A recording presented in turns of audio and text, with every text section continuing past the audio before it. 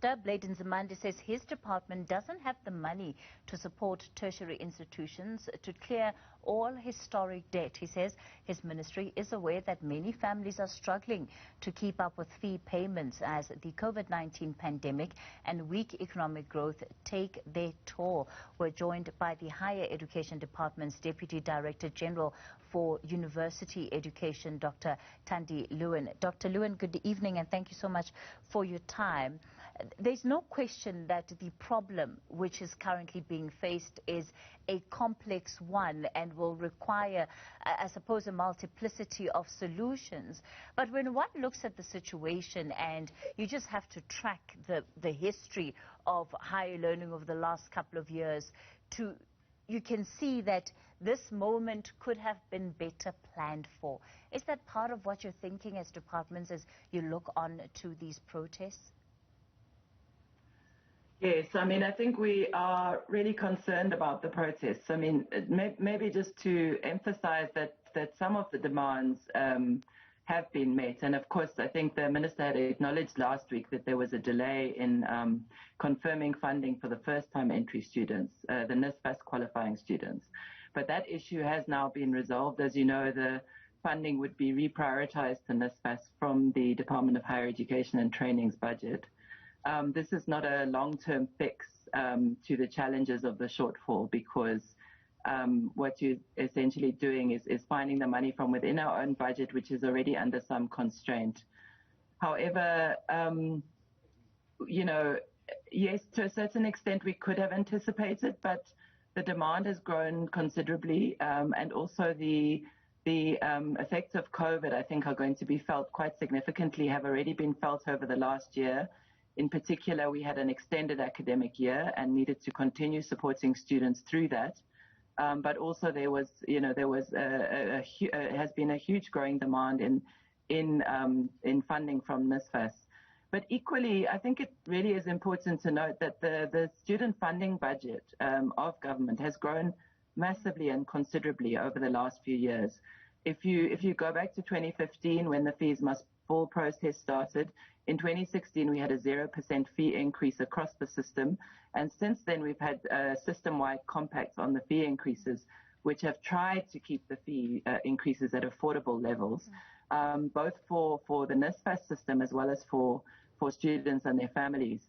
But fee increases are necessary. When the 0% fee increase was implemented in 2016, the money has to come from somewhere, and the funding primarily came from government.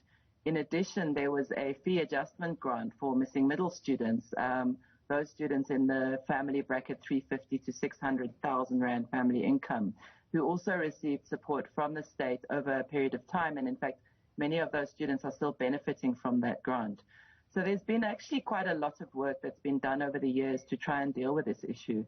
But I think definitely at the moment we're in a situation where we recognize that there are still huge challenges, and we're at a point where we need to start looking at student funding holistically and to really understand all the needs across the system.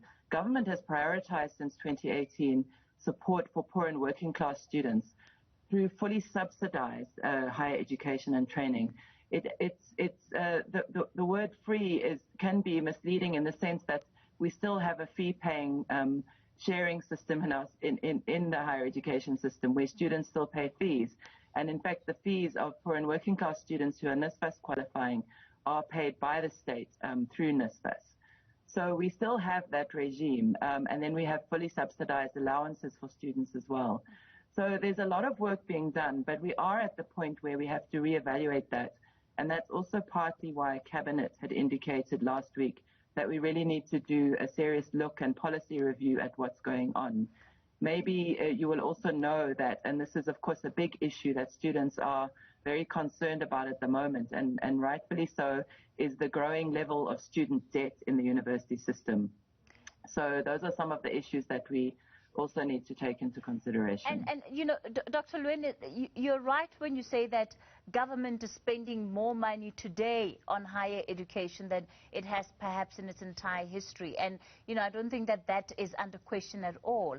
The big issue is really about those students who, at this current point, have been left out and are amongst the most vulnerable in the system, and those would be, you know, the missing middle students. So when universities sit with a debt of 10 billion, as we're consistently told, and these students are saying there's nothing that we can do right now in order to not only pay this 50% that some universities are asking for, we can't even afford to pay for the registration fees. And some of them are deserving students. They want to be able to finish with their degrees. What kind of plans have been made, also anticipating the impact of COVID-19? You know, we knew that people were going to lose their jobs. We sometimes can anticipate the kind of problems that can arise from them. So the conversations that had been happening in the department around this matter, even before we got to this year, were those conversations taking place, and what came out of them?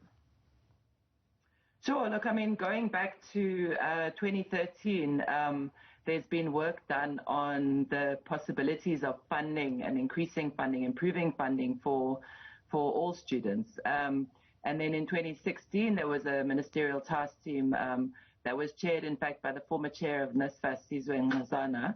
And that work then resulted in a pilot program known as ISFAP, which has been in place for some time, and really looking at trying to fund missing middle students, but drawing on support from the private sector.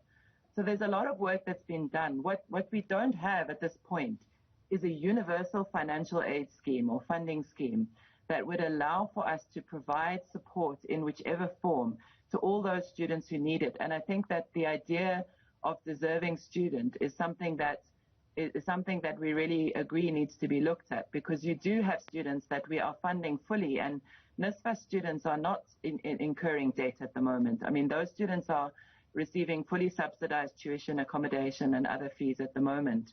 But of course, there are NSFAS students who've come back into the system. We are addressing the historic debt of those students, although there are some aspects of the debt that are not necessarily covered. But NSFAS qualifying students, by and large, are covered. But a NSFAS qualifying student is now a student who's in the 350,000 rand bracket. And then, of course, we know that there are many families, working families, who struggle to afford higher education fees, that are not qualifying for NSFAS and struggle to get bank loans. And that's really the pressure that's on at the moment, is that group of students. Certainly those, we are aware also that in terms of the NSFAS applications, that we've got a number of continuing students, that's students who are coming back into the system, who were studying last year, who were not NSFAS funded, but now qualify for NSFAS because their family circumstances have changed. Those students are being catered for within the NSFAS funding. And that's another reason why, you know, the costs on NSFAS have also increased, because the demand is growing, and unfortunately the socioeconomic situation in the country is putting more and more pressure on NSFAS. But we acknowledge as the department that we need to go back to all the work that's been done, and that includes going back to looking at the findings of the Heyer Commission, some of which were rejected in favor of the proposal that came out in 2018 and the new funding regime. But we need to go and look at all of these things, look at what funding do we need in the system. And by the way, the issues of postgraduate students are also being raised very strongly by students, and there isn't adequate funding to cover all postgraduate students in need as well. Dr. Lewin, unfortunately, we're going to have to wrap up soon, but before I let you go, you're facing a situation where the majority of public institutions have shut their doors today. It could well likely be the picture tomorrow. What is the department going to put on the table that students have not heard, that will respond adequately enough to this protest, whether by way of provisions, whether by way of mediation, that is going to ensure that learning will be able to continue? So yes, I am aware that the Vice-Chancellors have been meeting today, and the Minister will be meeting with Vice-Chancellors tomorrow to discuss a range of issues around the registration period, around the issues of student debt, around the minimum payments, etc. So it's possible that out of those discussions we could come with some sector-wide agreements. I just want to be clear, though, that that additional funding, given that we are already reprioritizing funding on an extremely constrained budget from the department, that additional funding is not likely to be available overnight, and that we really need to work on these issues urgently this year so that we do not end up in a similar position next year. There's a lot of work to be done, and there is, and that work is not only in the department, because we need to consult with National Treasury and with other departments. But I think that discussion tomorrow may assist. I think universities also, it's not also talked about a lot, but universities are making a lot of concessions. I know you've talked about UWC, UCT, and CPUT. I still need to understand some of the concessions that have been made there. But many institutions are providing a lot of their own funds to try and assist students who don't have funding from NSFAS. And they're also trying to address the issues of who can register and what debt arrangements can be made. And they particularly will do this for students that are academically successful and that particularly are due to graduate this year. So the focus will also be on what can be done to assist those students.